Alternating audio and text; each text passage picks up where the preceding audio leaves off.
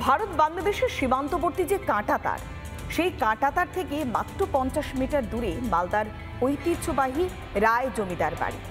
সেই রায় জমিদার বাড়িতে সপ্তমীর সন্ধ্যেতে একেবারে শূন্যে 5 রাউন্ড গুলি চালানো হতো। সেই গুলি চালিয়ে পুজোর সূচনা হতো। সেই যে ধারা, সেই যে রীতি এখনো পর্যন্ত অটুট রয়েছে, আর সেখানেই পুজোর প্রস্তুতি একেবারে তুঙ্গে।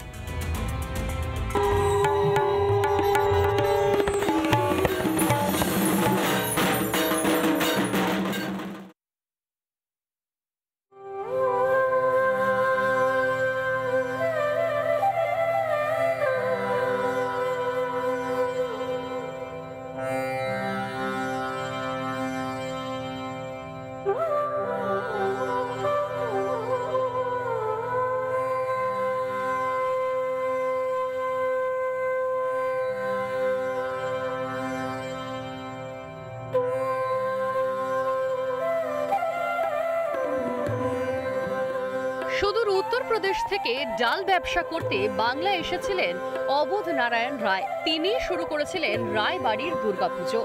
মালদার হবিপুরের ভারত বাংলাদেশ সীমান্তের তিলাসন এলাকার সিঙ্গাবাদ জমিদার বাড়ির পুজো এর পর থেকেই টানা চলে আসছে।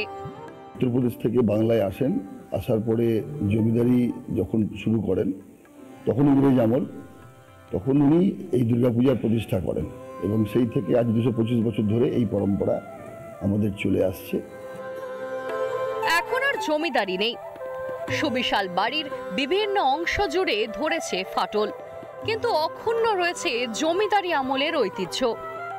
এই বাংলাদেশ বর্ডার আছে না, আর বর্ডারের নদীতে জল ভরে নিয়ে আসে, ওখানে গুলি ফায়ার করে জলটা ভরে নিয়ে আসা হয়, ভরে নিয়ে আসা হয়।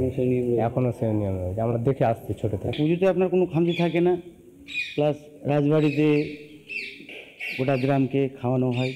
এখনো সেই নিয়ম, এখনো সেই আগে যে নিয়ম ছিল এখনো সেই নিয়ম চলে আসছে আপনার।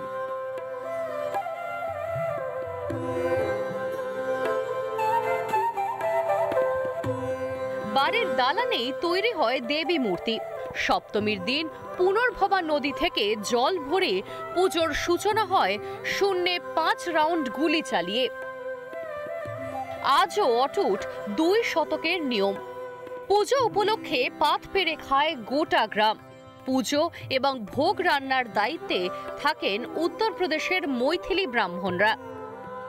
আভিজাত্য আমি বাবার কাছ থেকে পেয়েছি। বিগত 41 বছর ধরে আমি যখন ঘট ভরা হয় নদীতে, তখন 5 রাউন্ড গুলি ফায়ার করতে করতে মন্দির পর্যন্ত আসি। 4টে ঘট একসাথে ভরে 4 জন পুরোহিতের মাধ্যমে নিয়ে আসা হয়। এই রায়বাড়ির দুর্গাপুজো বেশ জনপ্রিয়। হাজার হাজার মানুষ এই পুজোতে অংশগ্রহণ করেন। এবছরও চলছে প্রস্তুতি। সেজে উঠেছে জমিদার বাড়ি। আর মাত্র কয়েকদিনের অপেক্ষা, তারপরই পুজোয় মেতে উঠবে গোটা গ্রাম। রিপাবলিক বাংলা।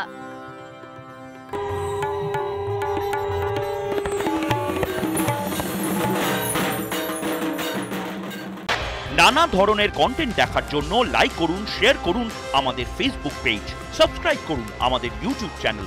পাশাপাশি অন্যান্য ব্রেকিং নিউজের জন্য অবশ্যই চোখ রাখুন রিপাবলিক বাংলায়।